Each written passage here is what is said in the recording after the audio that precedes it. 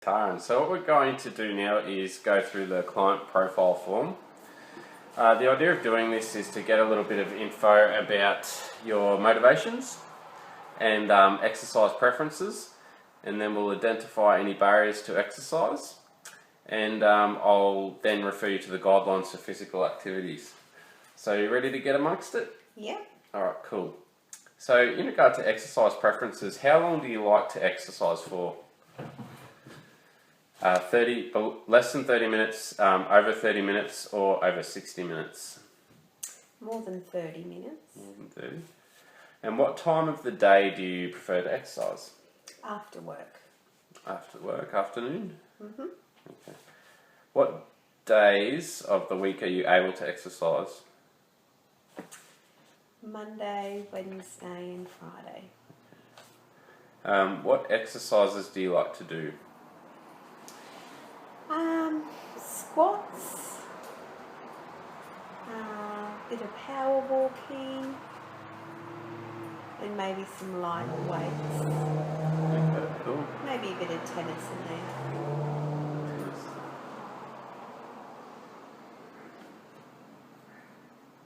Okay, so what exercises do you dislike? Definitely burpees. Okay. You're the first person who's ever said that. And high intensity exercise. Okay. Alright, cool. So we'll have a look at some exercise goals. What goals do you wish to achieve with the new exercise program? So in regard to a motivator, is your appearance a motivator? So do you want to lose weight or maybe fit into new clothes, or is there a specific weight goal that you have? Probably just to lose weight. Lose weight? Okay. In regard to the social elements, do you want to make new friends, change your current inactive lifestyle, or make exercise kind of a new hobby? You changed my lifestyle. Okay. For fitness, do you want to improve aerobic capacity, gain muscle, or increase strength? Or Improve aerobic capacity? Okay. In regard to the competence, do you want to improve flexibility, improve balance, improve agility, improve ability with chosen sport? Improve flexibility and balance. Okay. And for interest and enjoyment, do you see exercise as a bit of a stress release, or do you just find it enjoyable, or do you like the competitive elements to it? Probably the stress relief. Okay, cool.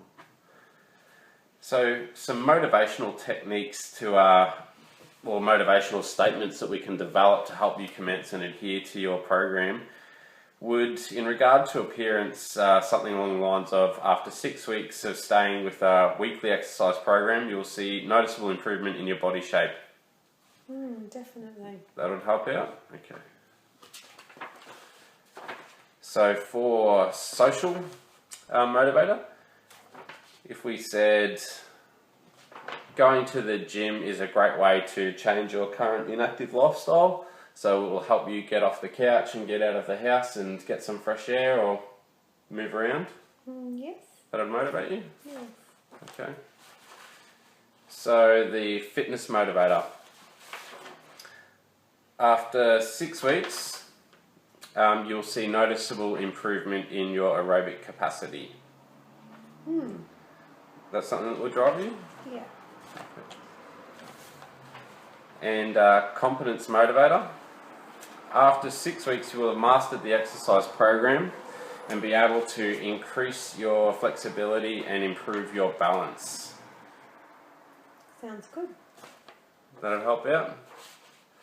Okay. And for the interest and enjoyment motivated, you said that exercise is a bit of a stress release for you. This new weekly exercise program will be a great addition to your lifestyle and a great stress release for you. Would that drive you? Yep. Okay, cool. So let's have a look at some barriers to exercise now. How committed are you to achieving your goals? Extremely, pretty focused, somewhat, or not at all? Pretty focused. Pretty focused? What could stop you from adhering to a weekly exercise program?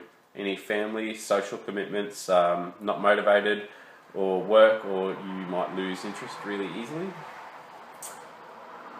Loss of interest and probably not motivated. Okay. So we can work on a plan to attack that the loss of interest and the motivational elements. Hopefully the motivational statements can help out, but with the interest factor, maybe we can always try and stick to the actual plan, but do new exercises and mix it up and make it a little bit more enjoyable, so it's not the same monotonous sort of exercise every time. Okay, cool. So I'm just going to advise you of some guidelines for physical activity. The first guideline is that doing any regular physical activity is better than doing none. So you're doing more than none at the moment. You're doing pretty well with getting over 150 minutes there. So if you keep that up, and we can get a bit closer to the additional health benefit amount of minutes. So the second guideline is to spread physical activity through the week. So we don't want to overtrain, and maybe we can look at having rest days in between some of the more moderate days of exercise.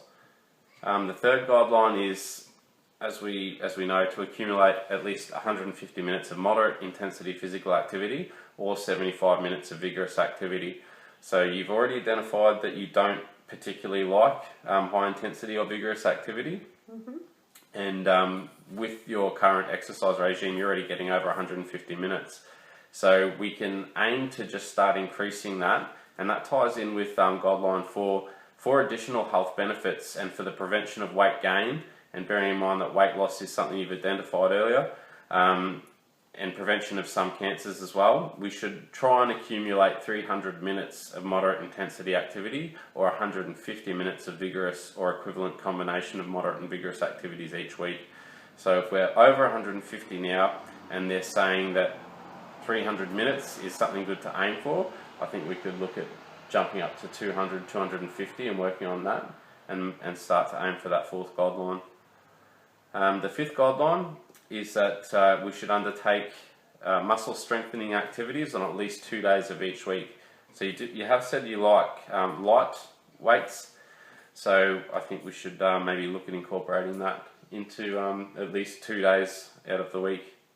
And finally, the sixth guideline is we need to try and minimise the amount of time that we spend sitting, and to break up long periods of sitting as often as possible.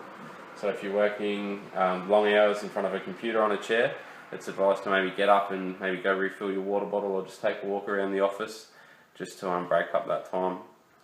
So that's the end of that. Do you have any questions?